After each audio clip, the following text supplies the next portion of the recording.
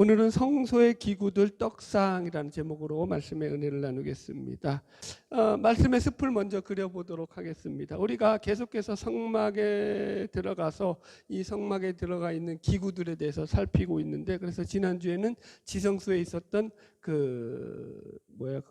증거계, 법계에 대해서 말씀을 나눴고요. 오늘은 이제 떡상에 대해서 말씀을 나누고 다음 주에 정금등대를 다루려고 합니다. 이게 제목들만 보면은 이게 뭔가 싶죠. 그렇죠? 여러분들. 이게 우리가 왜 굳이 이런 걸 배워야 하느냐.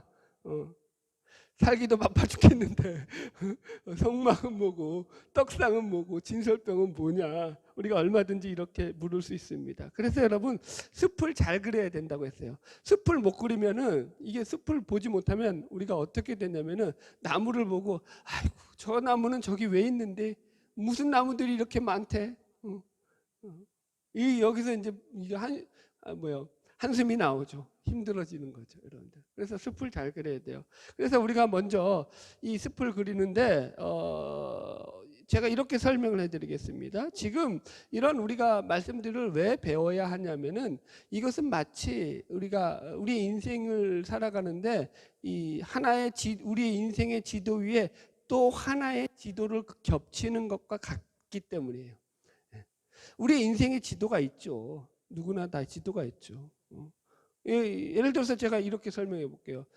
지난번 휴가 때도 서울에서 부산을 가는데, 그죠? 이 가는 길이 제 머릿속에는 다 입력이 돼 있다고요. 그래서 여기서 갈 때는 가장 빠른 길이 중부 내륙으로 해가지고 가면 가장 빠르다라는 게 늘 그렇게 갖고 그 길이 머릿속에 입력이 돼 있단 말이에요. 그죠? 왜냐면 이제 그게 길을 모르는 게 아니라고요. 내가 길을 알고 있고 길을 다 이해하고 있음에도 불구하고 T맵을 딱 키니까 어떤 길이 나오냐면은, 이번에는 그 서울을 관통해서 가는 중부 내륙으로 가지 말고 인천길로 돌아가라고 나오는 거예요. 왜? 이 올림픽대로가 꽉 막혀가지고 그 길로 가면은 시간이 1시간 더 지체야 된다는 거예요. 그래서 제가 어떻게 했겠습니까? T맵이 가르쳐주는 대로 인천길로 돌아갔단 말이에요. 그래서 더 빨리 갔죠. 내려갈 때. 무슨 말인지 이해하셨죠? 내 지도가 있지만 그것만 다 맹신하지 않고 그 위에 T맵이라는 지도를 겹쳐가지고 지도를 보니까 가는 길을 더 수월하게 가게 되더라. 이 얘기예요. 성경의 이야기들이 다 그 얘기죠. 우리가 천국길을 가는데, 여러분들 천국길을 가는 것은 믿음으로 간다는 건 누구나 다 잘 알고 있어요. 그래요, 안 그래요? 그런데 여러분들, 우리가 상황마다 우리에게 닥치는 그런 현실 앞에서 믿음이 어떻게 작동해야 하느냐라는 것은 뭘로 확인해야 돼요? 하나님의 말씀을 통해서 확인해야 된다니까요. 그죠? 말씀을 보면서 우리가 천국길을 가는 동안에 우리에게 낙심이라는 문제가 찾아오잖아요. 우리에게 어떤 시험이라는 문제가 찾아오고, 우리에게 어떤 세상에서 주는 그런 유혹의 문제들이 찾아올 때, 죄의 문제들이 우리를 넘어뜨리려고 할 때 그걸 어떻게 이겨야 되느냐는 거죠. 그냥 믿음으로 이긴다 그러면 끝나요? 아니죠. 믿음의 방법들이 있죠. 구체적인. 그것을 이야기하는 게 바로 성경이라는 거죠. 그래서 우리는 천국 가는 그 로드맵을 우리 인생길에 이 성경을 통해서 겹쳐놔야 된다고요. 그럴 때 우리가 안전하게 이 믿음의 길을 걸어가게 될 줄로 믿습니다. 할렐루야. 그래서 제가 왜 이런 말씀들을 배워야 하는지에 대한 이유를 설명드렸습니다. 성막이 뭐고 떡상이 뭐고, 그죠? 정금등대가 뭐냐. 물론 그렇게 물을 수도 있지만 우리는 그런 것들을 통해서 잘 배워야죠. 그래서 우리의 믿음에 도움이 될 수 있으면 이 말씀들이 가지고 있는 의미들을 잘 배워서 우리 믿음의 좋은 영양분으로 삼아야 할 줄로 믿습니다. 할렐루야. 자, 그래서 이제 23절부터 이제 그 이유를 설명했으니까 본격적으로 들어가 봅시다. 같이 읽어볼까요? 출애굽기 25장 23절 시작. 너는 조각목으로 상을 만들되 길이는 2규빗, 너비는 1규빗, 높이는 1규빗 반이 되게 하고.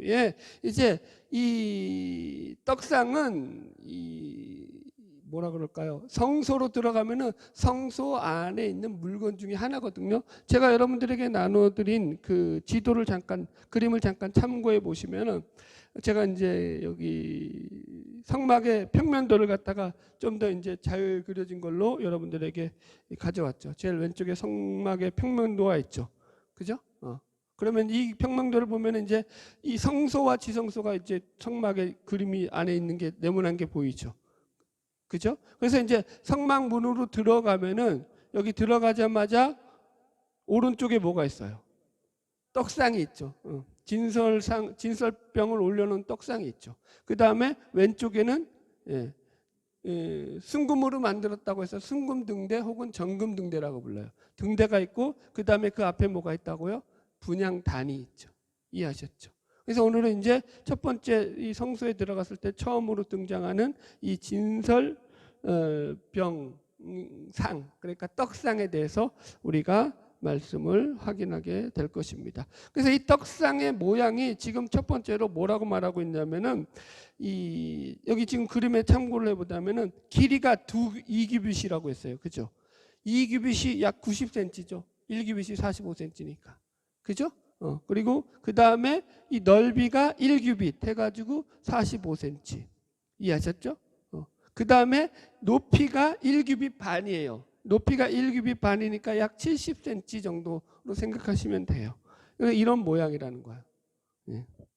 자, 그래서 이 떡상의 모양을 하는데 그 다음에 그 떡상에다가 여기 23절에도 나오는데 이 24절을 다시 읽어볼까요? 24절 말씀만 시작. 순금으로 싸고 주위에 금태를 두르고, 그 위에 금태를 두르라고 했어요. 순금으로 싸서 전부 다. 그래서 이것도 금으로 쌓여진 거예요, 전부 다. 그리고 나서 이제 25절 읽읍시다. 시작. 그 주위에 손바닥 넓이만한 턱을 만들고 그 턱 주위에 금으로 태를 만들고. 그러니까 뭐냐면은 이 떡상만 있지 않고 그 떡상 그 모서리 부분으로 태를 만들었다는 거예요. 높이. 이 손바닥 크기만큼 높이에. 그러니까 꽤 높은 거죠. 손바닥 크기면 사실은. 왜 이걸 만들겠어요? 떡을 거기다가 이제 진설하다가 올려놓다가 떡이 뭐 실수로 떨어뜨릴 수도 있고, 그죠? 움직이다가 떨어뜨릴 수도 있잖아요. 그때 그 떡상에서 떨어져서 바닥에 떨어지지 않게 하기 위해서 태를 만들었다. 이렇게 생각하시면 돼요. 예. 이해하셨죠, 여러분들? 그래서 떡을 보호하는 기능이에요. 자, 그 다음에 이제 26절로 8절 계속 말씀 읽읍시다. 시작. 그것을 위하여 금고리 넷을 만들어 그 네 발 위 네 모퉁이에 달되 턱 곁에 붙이라. 이는 상을 맬 채를 깰 것이며 또 조각목으로 그 채를 만들고 금으로 싸라. 상을 이것으로 맬 것이라. 그래서 이제 이것도 이제 보세요. 일단은 좀 쓸까요? 뭐 일반적인 모양은 다 설명했으니까 보세요. 고리와 채를 만들어서 그걸 가지고 이제 거기에 고리에 채를 끼워 가지고 이 상을 갖다가 매서 옮기라는 거예요. 그죠? 이건 우리가 증거계회 할 때도 다뤘죠. 그죠? 고리를 만들고 채를 만드는 거. 왜 고리를 만들고 채를 만들어요? 그걸 사람이 직접 만지지 못하게 하려고. 그죠? 그러니까 이게 뭐예요? 다른 말로 하면은 손대지 마라. 손대지 마라. 그죠? 구별하라는 거예요. 구약식으로 하면은 성별하라. 그죠? 손대지 말라라는 거예요. 사람의 손을 타지 말라라는 거예요. 여러분, 그러니까 이런 거예요. 증거계도 마찬가지고 이 성물들을 손대지 말라고 하고 있거든요. 다 채를 만들어서 꾀를 끼고 다니라고 하고 있거든요. 여러분, 그래서 우리가 늘 기억해야 될 게 뭐냐면 하나님을 믿는 신앙이라는 게 이런 구별됨에 대한 이해가 있어야 된다는 거예요. 구별됨. 이해하셨죠? 하나님을 백성으로서의 구별됨을 가지고 살아가야 되는 거예요. 여러분, 더러운 것과 거룩함의 차이가 뭐예요? 더러운 것과 거룩함의 차이. 더러운 건 뭐고 거룩한 건 뭐예요? 그 구별됨을 가져야 돼요. 그 더러운 것과 거룩하다는 게 옷에 오물이 묻어서 더럽다라는 개념이 더러운 게 아니라 하나님과의 관계성이라고 해요. 전부가 다. 하나님과의 관계성을 맺지 않고 살아가는 삶은 뭐예요? 더러운 삶인 거예요. 구별되지 않는 삶이에요. 거룩한 삶은 하나님과 관계를 맺고 살아가는 거. 그래서 죄가 하나님과의 관계성이라니까요, 여러분들. 여러분, 그래서 우리 신자됨의 가장 큰 정체성이 이 구별됨에 있다라는 걸 놓치면 안 돼요.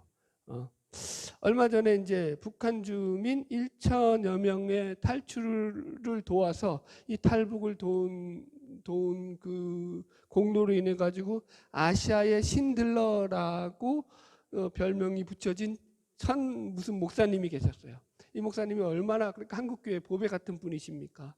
그런데 이분이 뜻밖의 이제 탈북 청소년들을 상습적으로 성추행을 해가지고 경찰의 구속 심사를 받게 되었습니다.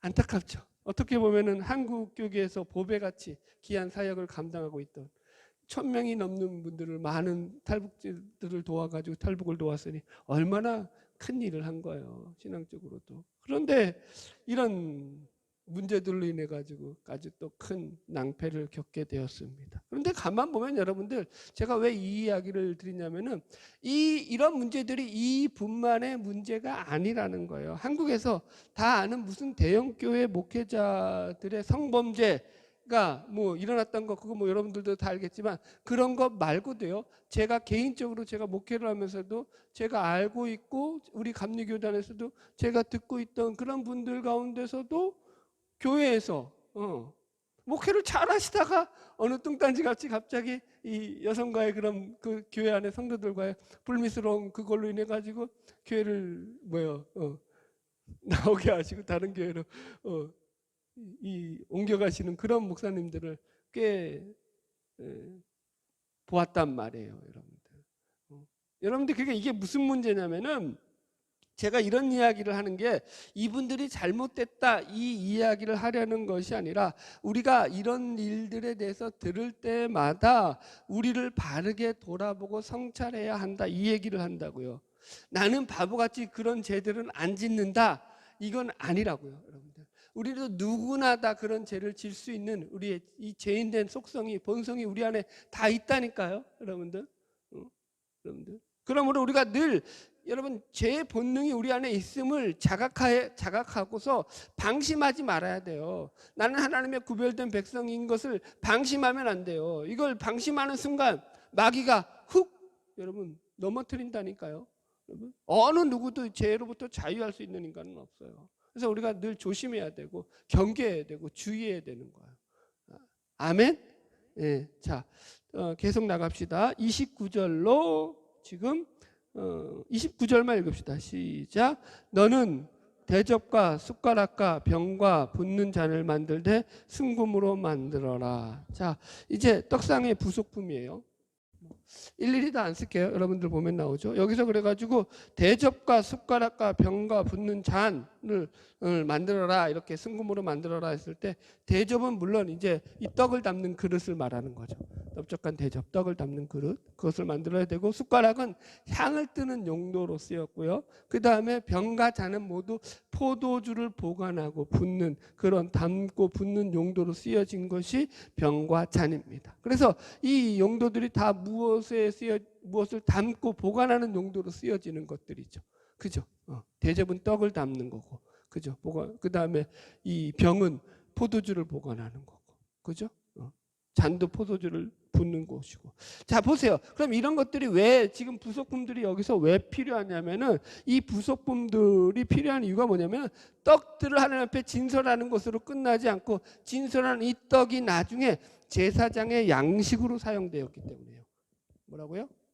제사장의 양식으로 사용되었어요. 읽어드릴게요. 레위기 24장 9절 이 떡은 아론과 그 자손에게 돌리고 그들은 그것을 거룩한 곳에서 먹을지니 이렇게 나와요. 그러니까 좀 설명드리자면은 이 진설병은 떡상에 올리는 진설병은 이 한쪽에 6개 또 반대쪽에 6개 해가지고 총 12개가 올라가는데요. 이 12개가 올라가가지고 안식일마다 매 안식일마다 이 제사장이 들어가서 그 떡상을 새롭게 갈아야 돼요.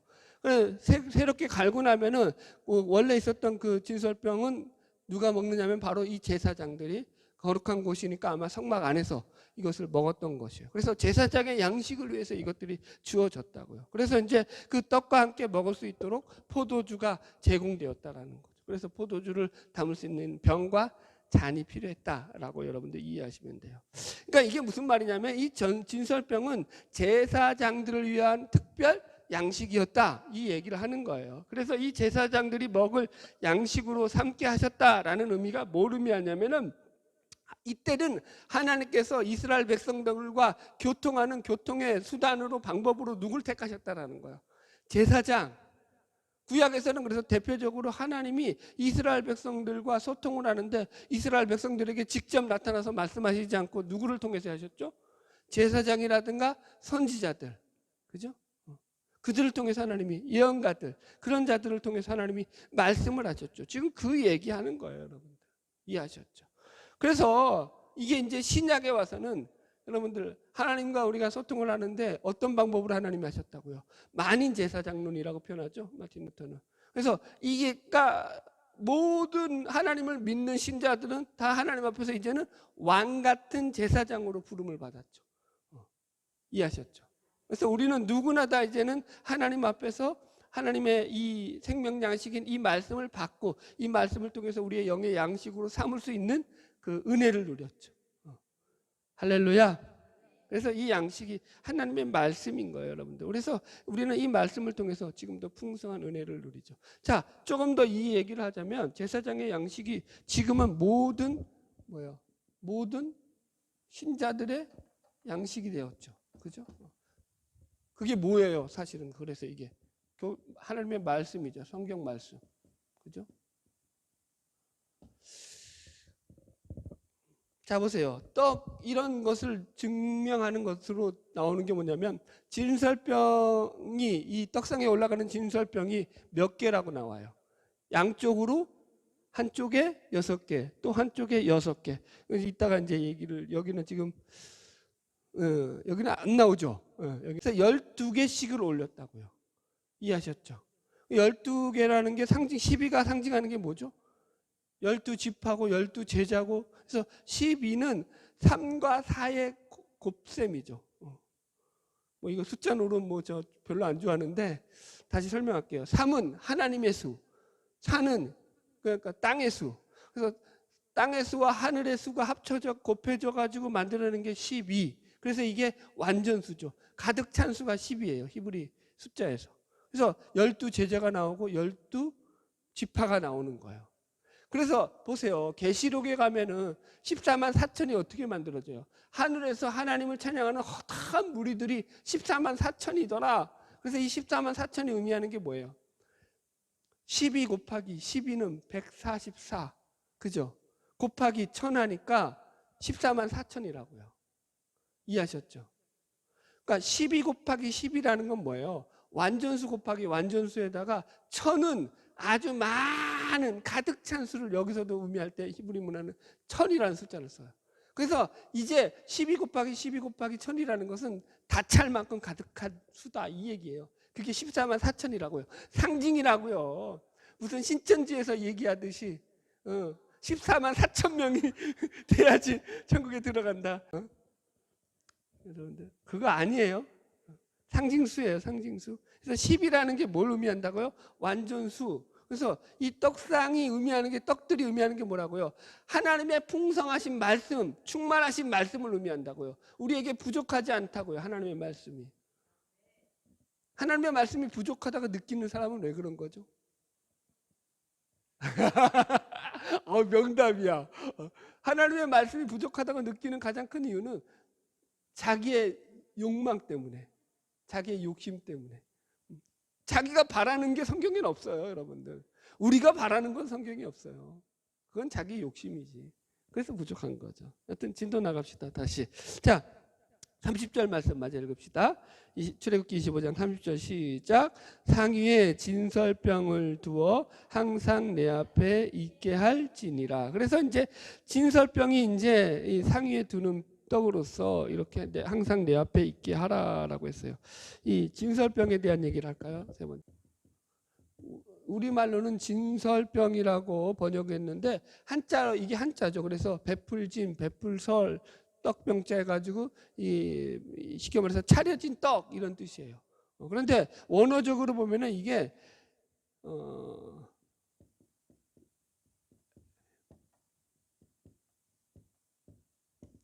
레헴 파밈이에요. 레헴은 뭐냐면 브레드, 말 그대로 떡이에요. 브레드. 그 다음에 파밈은 뭐냐면은 이게 페이스, 얼굴이에요. 얼굴. 그래서 얼굴의 떡, 면전의 떡이에요. 원어적으로 보면 이 진설병이. 이해하셨어요? 왜 그러면 이게, 그래서 영어로 보면은 이게 쇼 브레드라고 해석해서 얼굴의 빵이라고도 해석을 했어요. 다른 그 번역을 보면은. 그러니까 이게 왜 그러냐면은 하나님의 면전에 드려지는 떡이라는 차원에서 지금 이렇게 지금 표현을 하는 거예요. 하나님의 면전에 드려지는 떡. 그래서 30절을 제가 그냥 직역을 한다면 이렇게 해석을 이렇게 직역이 돼요. 그냥 원문대로 직역하면은 너는 상 위에다가 차려놓은 빵을 항상 내 앞에 보이도록 차려놓아라. 이해하셨죠? 조금 더 이제 눈에 확 들어오죠. 그러니까 이 상 위에 차려놓은 그 떡, 그 빵을 항상 내가 볼 수 있도록 항상 그게 차려져 있어야 된다고요. 이해하셨죠? 그러니까 이게 항상 차려져 있는 떡이라는 거야. always. 갑자기 영어를 쓴다. always. 항상. 항상 어떻게 해다고요? 세팅. always 세팅. 오늘 영어 좀 씁시다. 안 되면 항상 세팅되어 있는 거. 항상 차려져 있는 떡이라는 거야. 갑자기 영어를 쓰니까 이게 이 무슨 말인지 이해하겠죠. 이게 그러니까 있다가 말다가 하면 된다는 거야, 안 된다는 거야? 안 된다는 거예요. 항상. 그래서 제사장들은 매 안식일마다 와서 이 떡을 갖다가 갈았다고요. 새롭게. 이해하셨죠?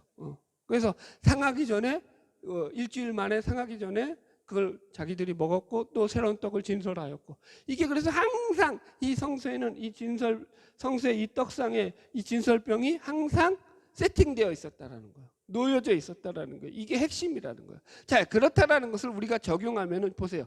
주님의 말씀을 묵상하면서 살아갈 때 우리는 매일매일의 삶 속에서 하나님의 말씀을 묵상하면서 살아야 된다. 말씀을 묵상하다가 말다가 이거 된다 안 된다? 왜 말을 못해요? 된다 안 된다? 안 된다. 여러분 이거 착각하면 안 돼요. 말씀은 목사님만 전하니까 목사님만 열심히 공부하시고 연구하시고 우리한테 전해주시면 돼요. 아니라고요. 그거 아니라고요. 저도 성도예요. 저도 성도. 저도 그냥 하나님 앞에서는 구원받은 하나의 성도예요. 성도 중에 대표로 여러분 이 자리에 있는 거예요. 그래서 여러분들에게 하나님의 말씀을 대언하는 대표 성도인 거예요. 이해하셨죠? 저는 특별한 존재가 아니에요. 여러분들 저를 믿지 마세요. 여러분 제발 저를 믿지 마세요. 큰 코 다칩니다. 저는 믿을 존재가 아니에요. 여러분 그래서 저도 늘 말씀을 묵상하는 거예요. 여러분들도 마찬가지라고요. 늘 목사라서 권사라서 집사라서가 아니라 하나님을 믿는 백성이라면 하나님의 말씀을 늘 묵상하면서 살아야 된다고요. 하루에 한 절이라도 읽고 묵상하세요. 너무 중요해요. 말씀이 나를 살리는 생명의 원동력이 되기 때문인 거예요. 자, 본문 이제 다 끝났으니까 이제 말라기 가봅시다. 자, 말라기서 가보세요. 말라기 가면 이런 말씀이 나와요. 말라기서 1장에 가면은 이 이스라엘의 불신앙을 떡과 관련해서 하나님께서 책망하시는 말씀이 나와요. 구약의 제일 마지막 장이죠. 구약의 마지막 장. 마태복음 앞에 나오는 거. 말라기 1장 6절 7절. 7절 다 같이 읽읍시다. 시작. 너희가 더러운 떡을 나의 제단에 드리기도 말하기를 우리가 어떻게 주를 더럽게 하였나이까 하는도다. 이는 너희가 여호와의 식탁은 경멸히 여길 것이라 말하기 때문이라. 여기서 이제 이스라엘 백성이 가진 불신앙과 관련해서 하나님이 이걸 떡으로 설명을 해요. 그런데 여기서 떡은 말라기 1장 7절이에요. 말라기 1장 여기서 말하는 떡은 원어로 레헴이에요. 파밈이 빠졌어요. 파밈이 빠졌다는 건 뭐예요? 진설병은 아니라는 거예요. 쉽게 말해서 성소에 드려진 그 떡은 아니에요. 제단에서 제물로 드려진 소제와 함께 드려진 그 떡이에요. 일반적인 그러니까 제사에 드려지는 떡이에요. 그래서 레헴이에요. 그런데 이 떡이 희생 제물과 함께 소제로 드려질 때에 여기서 보면은 이걸 잠깐 짚어줘야겠네요. 그래서 옛날에 제가 왜 이 얘기를 하냐면 옛날에 이 유명한 목사님인데 이 더러운 떡을 해석하면서 이걸 갖다가 진설병, 떡상에 올려진 진설병으로 해석을 한 거예요. 그러면 이게 어떻게 되는 거예요? 원문하고 완전히 달라져 버리는 거예요. 그 떡 아니라고요. 그래서 그때 많은 사람들이 오해를 했죠. 그래서 그게 성수에 올려진 떡을 더럽은 떡을 안 바꿔줬다 뭐 이런 식으로 해석하기도 했고, 그런데 그거 아니라고요. 여기서 말하는 떡은 우리가 하나님 앞에 제물로 올리는 그 소제와 함께 올리는 그 떡이에요.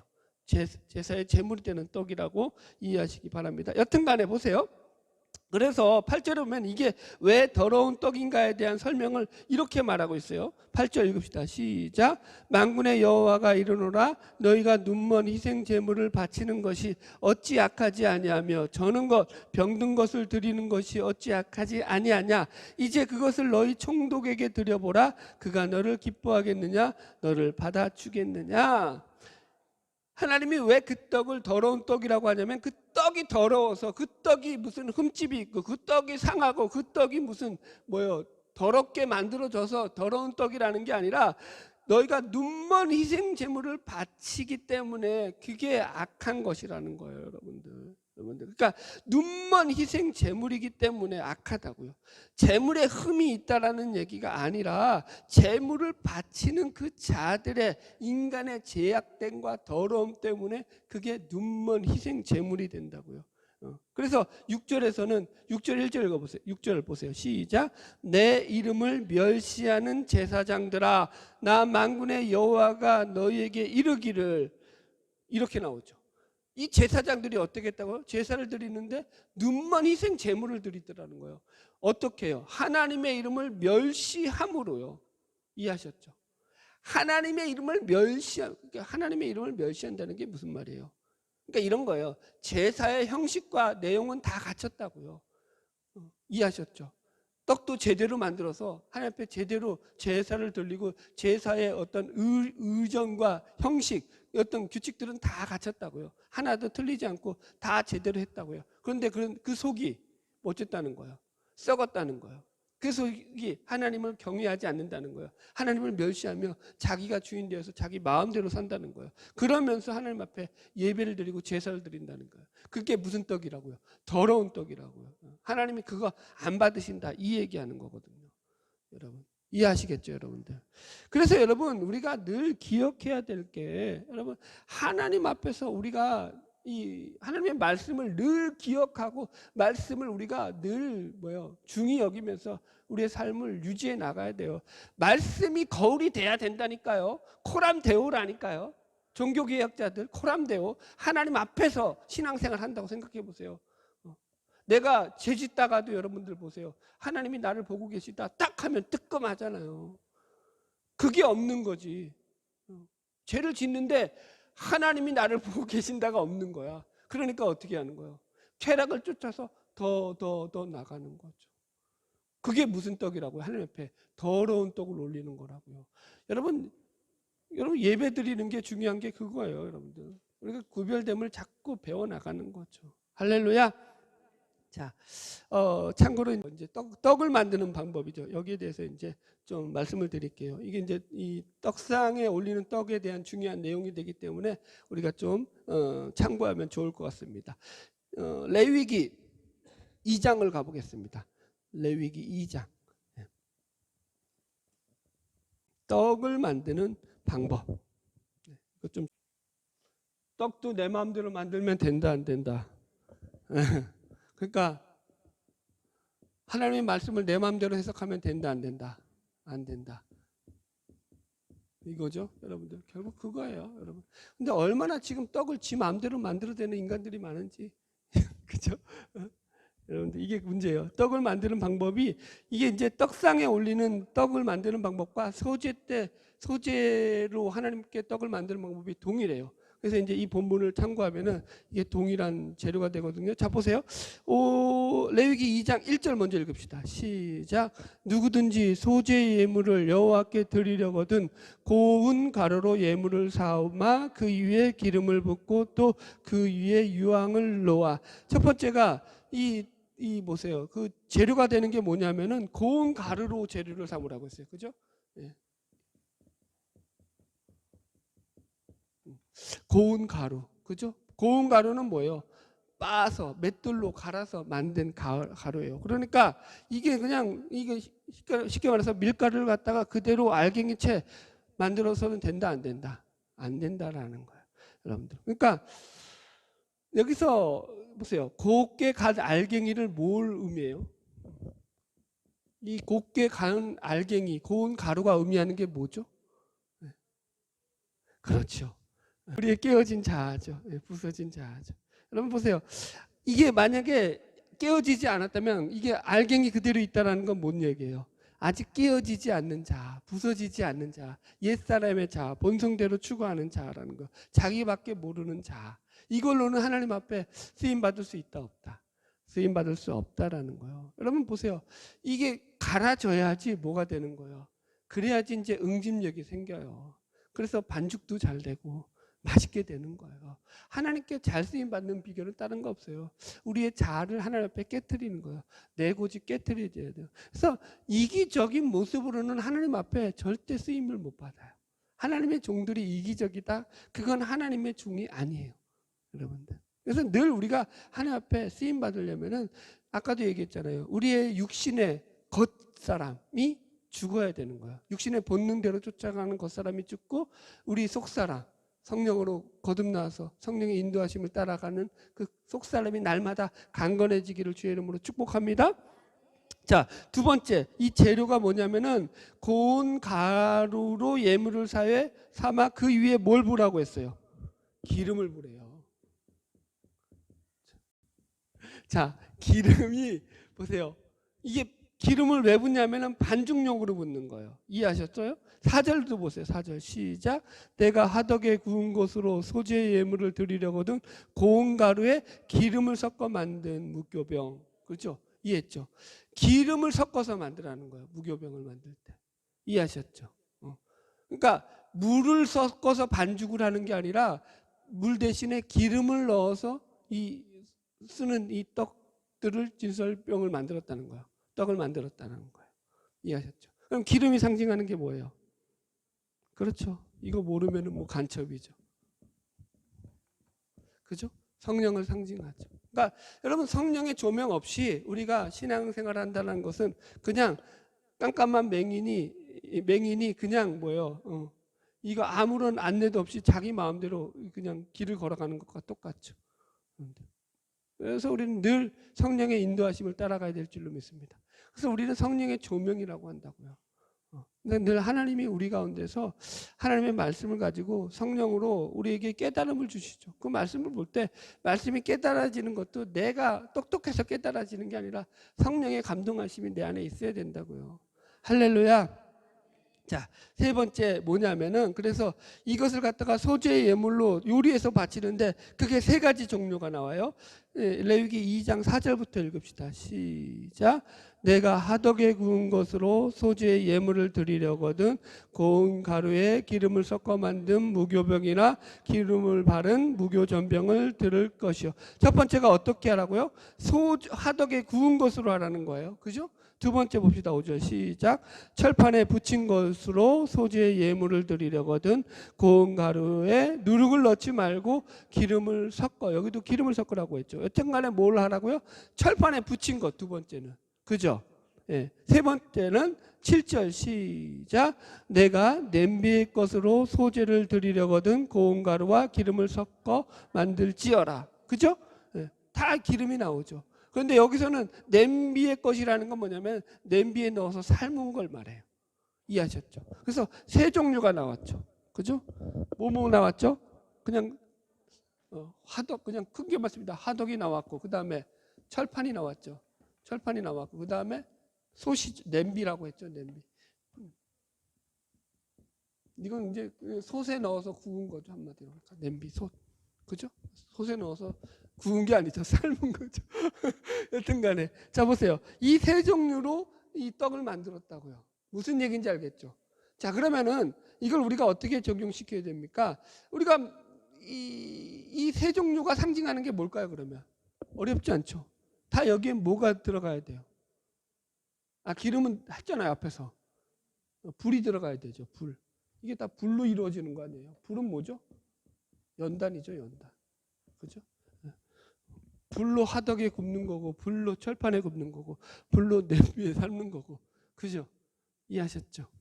그래서 그러니까 우리가 이런 거예요. 말씀의 용사로 하나님 앞에서 세워지는 과정 속에서 중요한 것이 이런 말씀의 연단이 우리 삶 속에서 있다 없다? 있다라는 거예요. 말씀이 깨달아지는 게 어떻게 깨달아지냐면은 내가 말씀을 이제 설교 말씀을 들었더니 확 깨달아지더라. 천만의 말씀, 만만의 콩떡. 어림없는 소리 하지 마세요. 여러분들이 지금 다 깨달은 것 같죠? 말씀 듣고 이건 너무 잘 알아 막 이런 것 같죠? 아닙니다. 죄송합니다. 이걸로는 절대 말씀이 깨달아지지 않습니다. 그냥 지적으로 여러분들이 동의하고 긍정하고 받아들인 거예요. 언제 이게 깨달아지죠? 내 삶 속에서 이 말씀이 직접 부딪혀 올 때, 이 말씀이 나한테 직접 삶으로 부딪혀 올 때, 그때 내 속에서 하나님이 나한테 그것으로 나를 시험하시는구나, 세워가시는구나. 그래서 이게 나를 통과한 말씀만 진짜 하나님의 말씀으로 내 말씀이 되는 거죠. 이해하셨죠? 내 삶이 통과되어야 된다고, 그 말씀 속에서.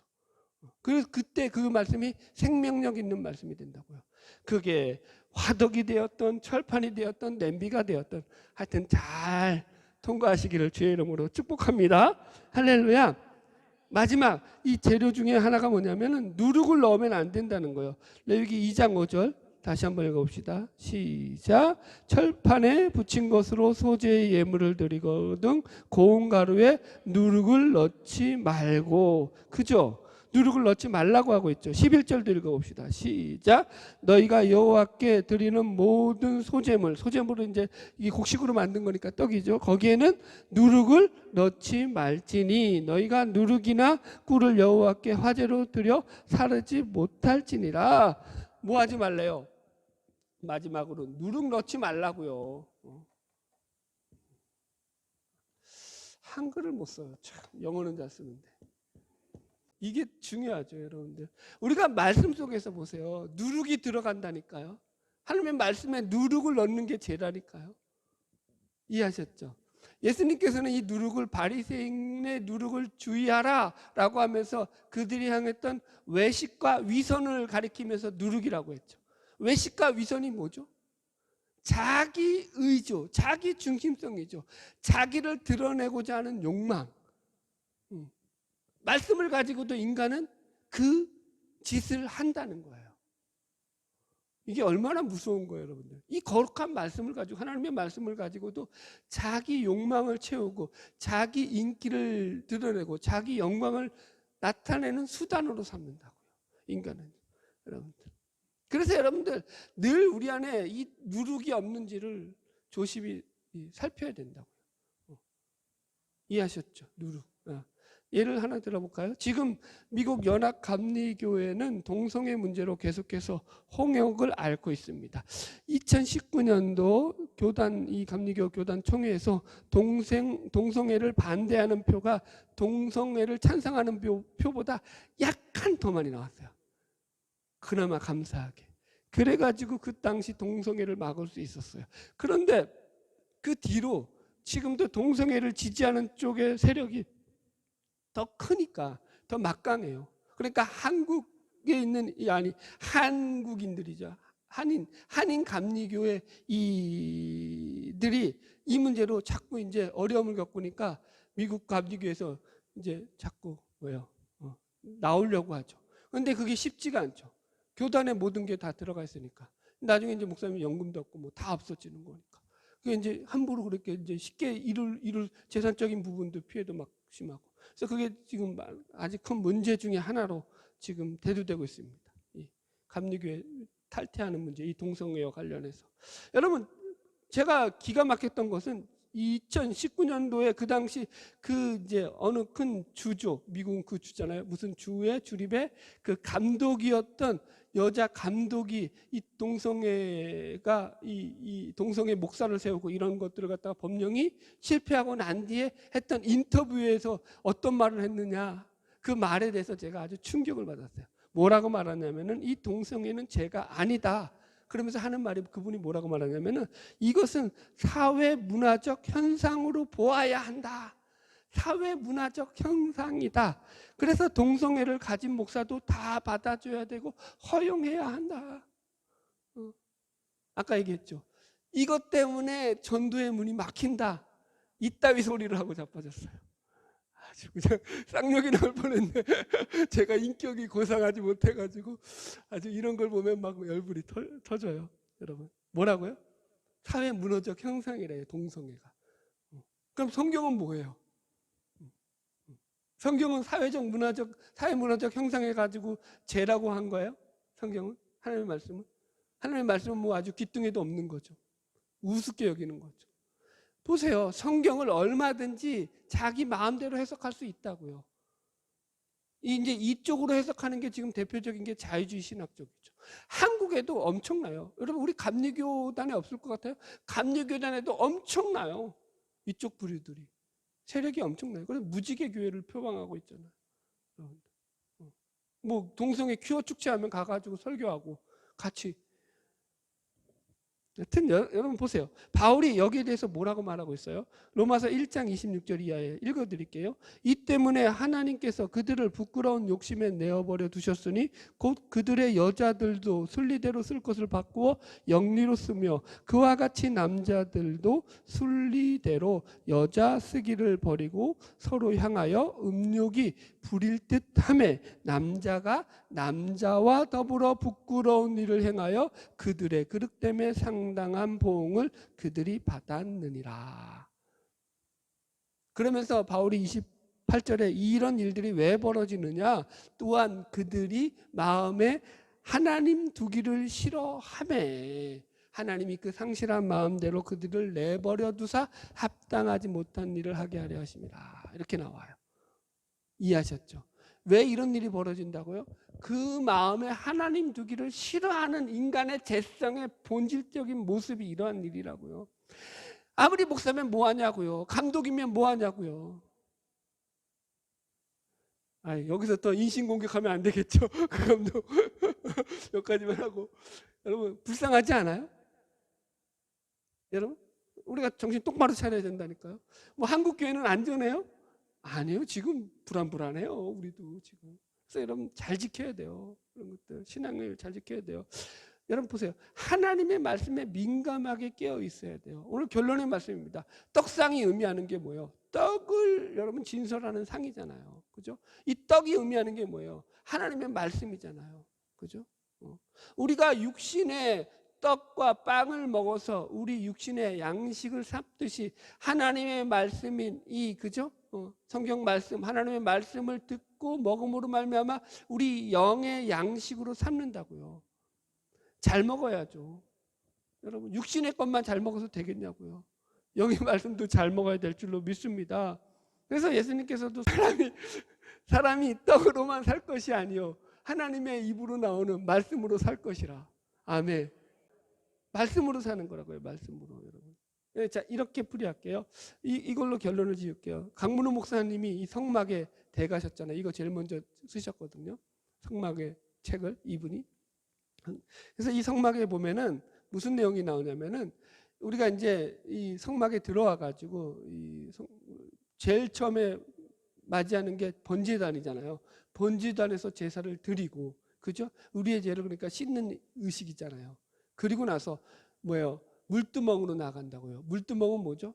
우리를 성결하게 하는 거예요. 우리가 이제 그러니까 큰 죄는 쉽게 말해서 번제단에서 씻고 날마다 자범죄들은 이 불두멍에서 깨끗하게 하는 거예요. 그리고 나서 어디로 들어간다고요? 성소로 들어간다고요. 그죠? 성소로 들어가서 여러분들 우리가 떡상을 대하고 그죠? 여기 뭐 정금등대를 대하고 분향단을 대하는데 떡상을 대했을 때 보세요. 떡상을 대해서 우리가 그 떡에 하나님의 말씀을 듣는다고 할지라도 그 떡을 떨어뜨리는 순간 그 떡은 어디에 떨어지는 거예요? 그 떡이 어디로 떨어지는 거예요? 그 떡을 우리가 떨어뜨리는 순간 그 떡은 땅 바닥에 떨어진다고요. 성막이라도 어디라고요? 땅 바닥이라고요. 더러운 곳이라고요. 아무리 씻어도. 이해하셨죠? 말씀을 제대로 붙잡지 않으면 어디에 떨어지고 더러운 곳에 떨어지고. 그래서 우리가 늘 말씀을 우리 속에서 경계하는 생각을 가져야 되는 거예요. 오늘 그래서 핵심은 그거예요. 우리가 하나님의 말씀으로 늘 우리 생명 양식 삼고 그 말씀으로 우리 영혼의 공급을 받고 살아야 된다. 이거 너무 중요하다. 여러분들 이거 놓치면 어떻게 되는 거야? 바로 사망이다. 너무 심했나? 하여튼 잘 말씀을 받고 살자 이거예요. 그래서 말씀을 공급받지 않으면 여러분들 시들시들해질 수밖에 없어요. 영적으로. 그죠? 그럼 마귀가 공격하기 좋죠. 마귀의 조그만 유혹에도 휘딱 넘어가죠. 말씀에 강하게 안 써 있고 훈련이 안 돼 있으면. 그래서 우리가 늘 말씀으로 우리가 우리의 영적인 상태를 무장하는 게 아주 중요하다. 할렐루야. 바라기는 늘 하나님의 말씀을 기준으로 믿음의 삶을 세워나가는 저와 여러분 되기를 주님의 이름으로 축원합니다. 기도하겠습니다.